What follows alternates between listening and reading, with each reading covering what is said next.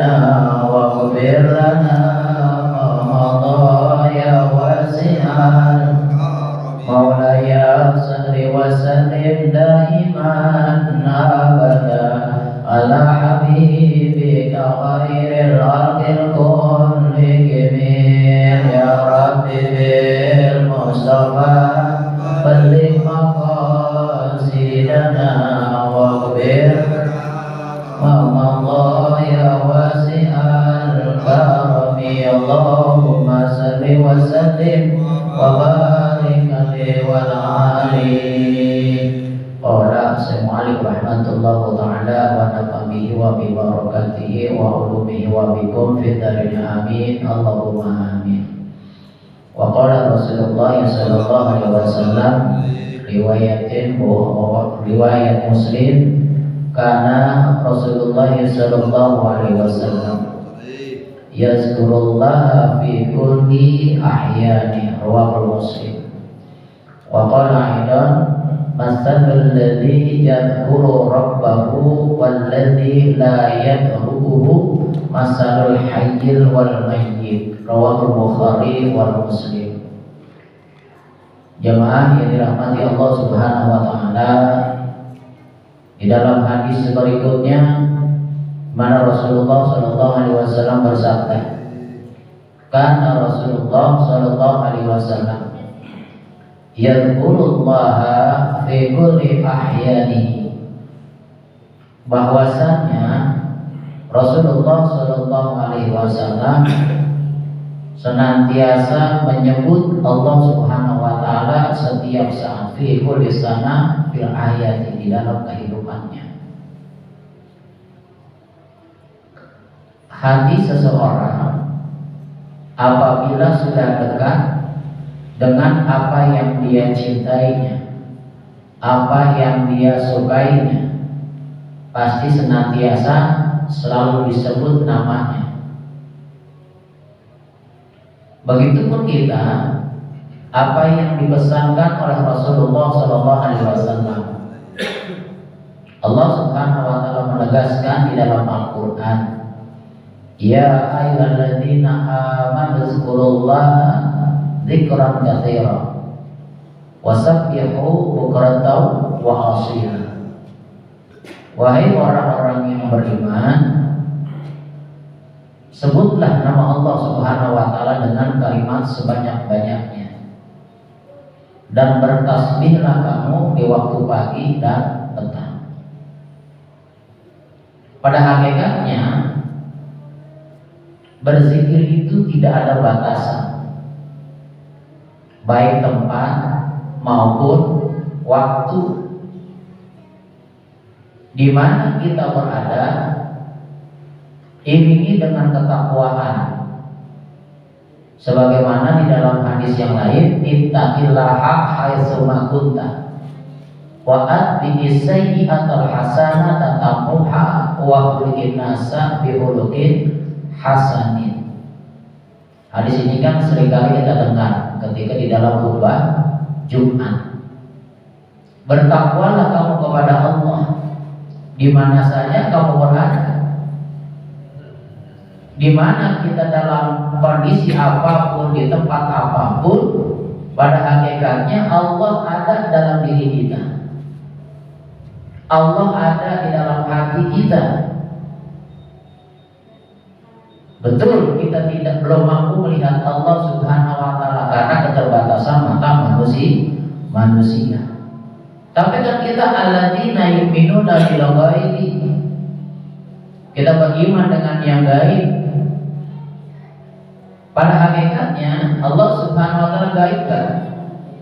Gaib. Karena kita nggak bisa melihat secara kasat mata.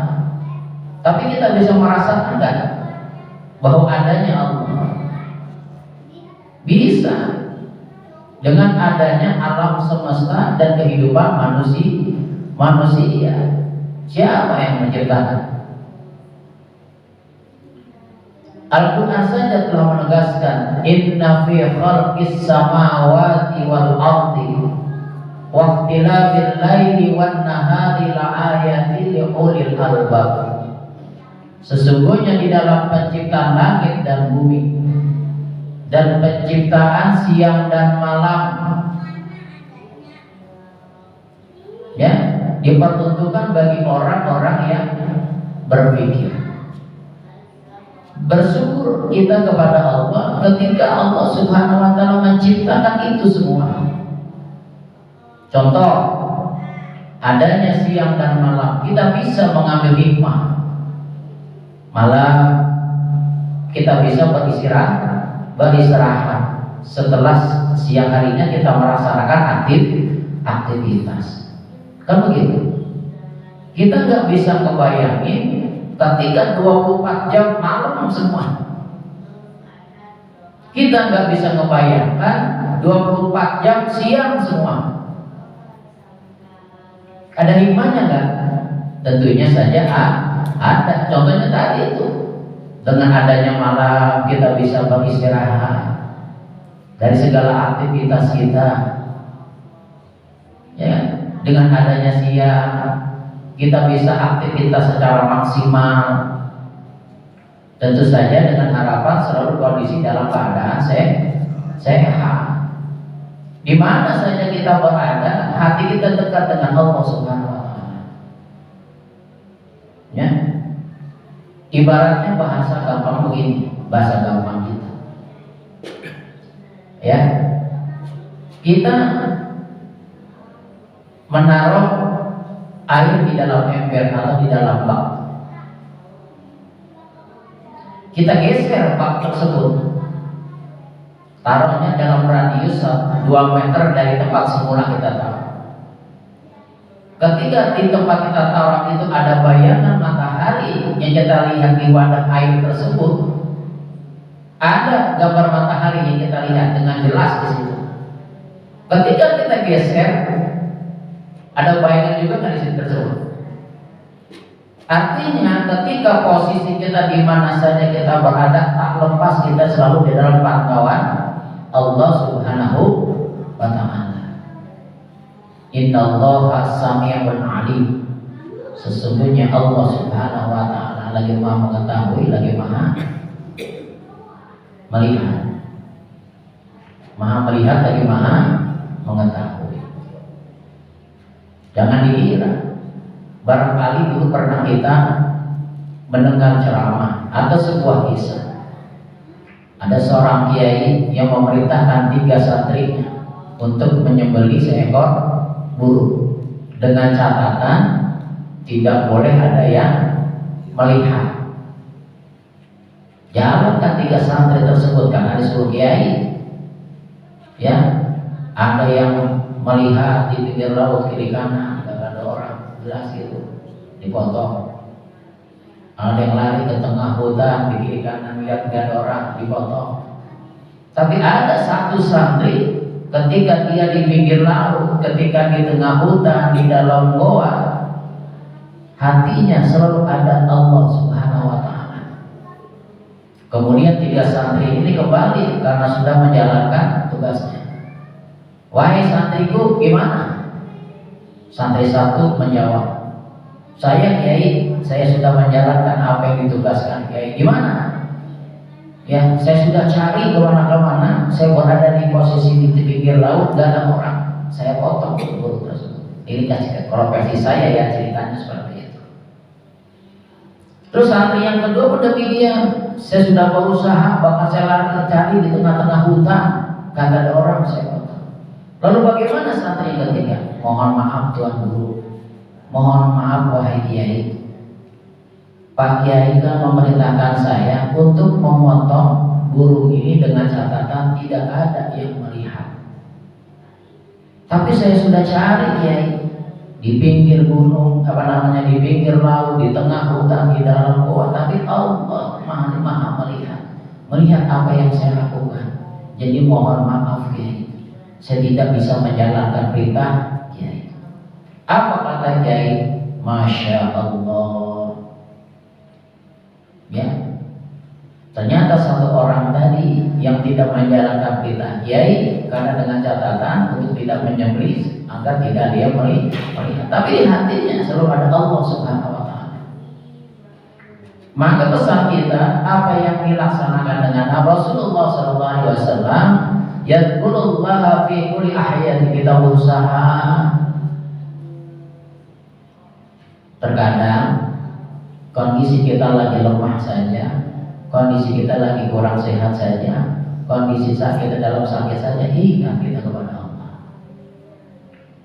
Minimal kita ucapkan astagfirullahaladzim, astagfirullahaladzim, supaya sakit kita diberikan keringanan atau cepat diberikan kesembuhan. Ya, berobat kan ikhtiar.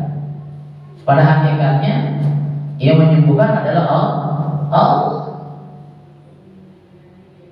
Kita berobat mau ke klinik, mau ke orang pintar misalkan, atau ke rumah sakit, ikhtiar kita. Tapi pada hakikatnya Allah bersifat, Allah Subhanahu wa Ta'ala yang Maha menyembuhkan. Maka salah satu cara kita untuk cepat disembuhkan oleh Allah Subhanahu wa Ta'ala bidu'ain, dengan memperbanyak doa kita, ya Allah sembuhkan penyakit saya. Cara kita. Yang kedua, wa qiraatil Quran. Karena Al-Quran ma huwa syifa. Al-Quran itu syifa. Salah satu di antara nama-nama Al-Quran adalah asyifa, penyembuh. Dulu orang tua kita bocah nangis kejer, ya, dibacain Fatihah diam itu. Karena memang luar biasa. Dulu emang namanya ucapannya manjur. Kalau sekarang kita kemudian buat anak kita lagi panas misalkan, saja belum tentu. Ya, dulu ibaratnya cuma komentar aja bahasanya gitu, kagak tahu yang diucapinnya. Luar biasa memang dulu. Ya. Jadi salah satu apa yang ditanamkan oleh Rasulullah SAW, yang didakwakan Rasulullah bidzikrillah, dengan memperbanyak seluruh kehidupannya dekat supaya hatinya taqarrub ila Allah, menjadi manusia yang lebih dekat kepada Allah. Salah satu caranya tadi berzikir, dengan berzikir. Karena di dalam hadis tadi, di mana saja kita berada, selalu kita diberitakan bertakwa. Bertakwa kan pada hakikatnya melaksanakan semua perintah Allah, menjalankan apa yang dilarang, apa yang diperintah Allah, bukan hanya yang wajib saja.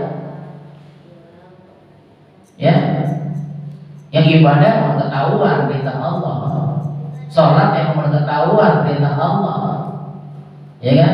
Tapi amalan-amalan yang meningkatkan kualitas ibadah kita, ayo sama-sama kita tingkatkan.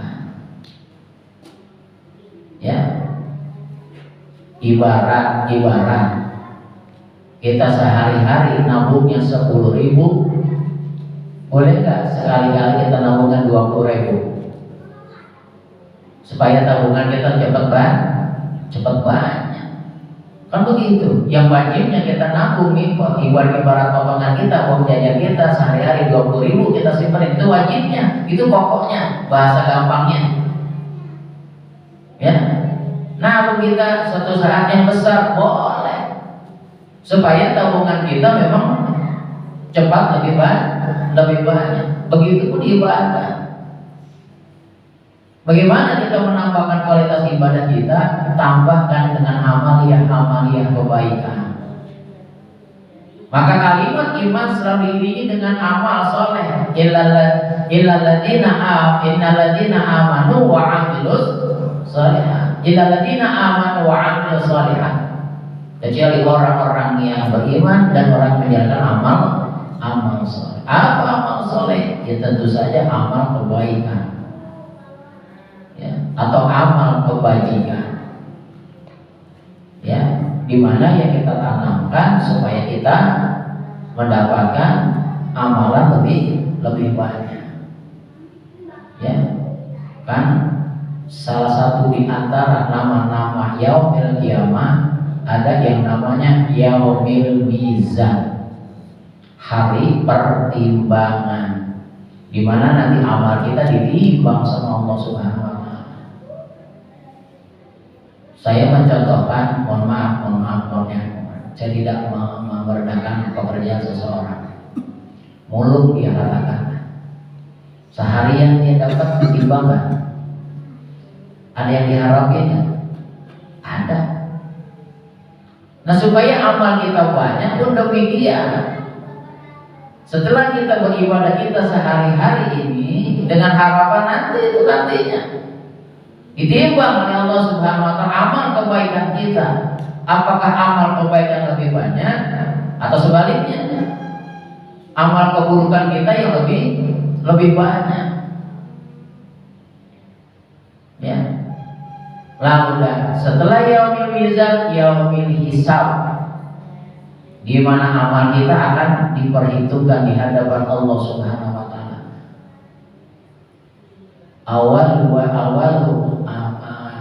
Awal yuhasibuna, apa yang intinya begini terjemahannya. Nanti amalan yang pertama dihisab oleh Allah Subhanahu wa taala adalah sholat kita. Amalan yang pertama yang dihisab, ya, yang dihitung-hitunglah bahasanya. Wa in khairan fa khairun, wa in syarran fa syarrun. Apabila sholatnya baik, maka insya Allah amalan yang lain akan baik. Karena didasari sholat yang benar, sholatnya baik, sholat yang lurus. Wa in syarran fa syarrun. Apabila sholatnya masih kurang bagus, gak benar, masih males-malesan, katakanlah masih ogah-ogahan, ya amalan yang lainnya juga demikian. Maka perintah Nabi Muhammad SAW agar kita selalu meningkatkan amal ibadah kita. Wa qala aidan masalul ladzi yadhkuru rabbahu wal ladzi la yadhkuru masalul hayyil mayyit wal mayyit. Di dalam hadis berikutnya yang diriwayatkan oleh Bukhari dan Muslim, perumpamaan orang yang berzikir itu kepada Rabb-nya dengan yang tidak, seumpama diibaratkan orang yang hidup dan orang yang mati.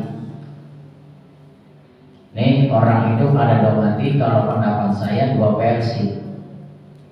Versi pertama, yang hidup hatinya dengan orang yang mati hatinya.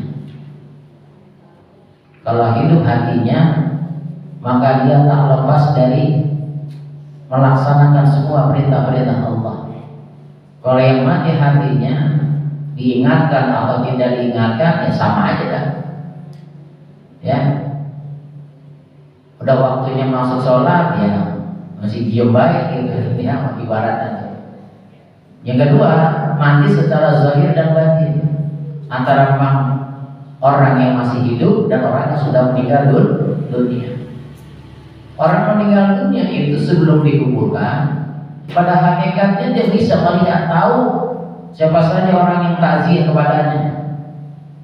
Pada hakikatnya dia bisa mendengar suara siapa saja yang hadir ketika dia bertakziah.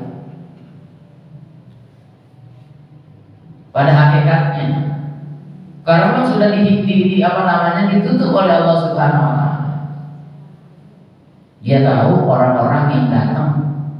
Dia mendengar siapa saja orang-orang yang dia dengar, yang dia tahu dia datang itu pada hakikatnya. Maka ketika orang yang posisi dia hidup hatinya selalu yadhkurullaha qiyaman wa qu'udan wa 'ala dzunubihim, baik dalam keadaan berdiri maupun dalam keadaan berbaring, dia selalu ingat kepada Allah Subhanahu wa taala dan berharap ampunan dosa dari Allah Subhanahu wa taala.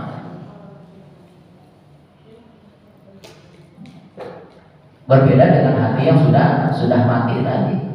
Kalau bahasa Al-Quran goshwa, ya, ibarat bawah kuali yang sudah hitam legam itu kan udah susah gosokinnya tuh. Pakai kaca dari besi juga agak hilang-hilang digosoknya. Dalam bahasa Al-Quran namanya kalau sudah hati ditutup sama Allah Subhanahu wa taala, waspada kan? Makanya tadi ingatkan hati kita selama Allah masih memberikan kesempatan. Kan ada hadisnya. Iktanim khamsan qabla khamsin. Jagalah 5 perkara sebelum datang 5 perkara. Satu di antaranya jaga kesempatan sebelum datang masa kesempitan. Artinya Allah Subhanahu wa taala ketika masih memberikan umur panjang kepada kita, masih memberikan kesempatan kepada kita sebelum ditutup hati kita oleh Allah Subhanahu wa taala kayak Firaun.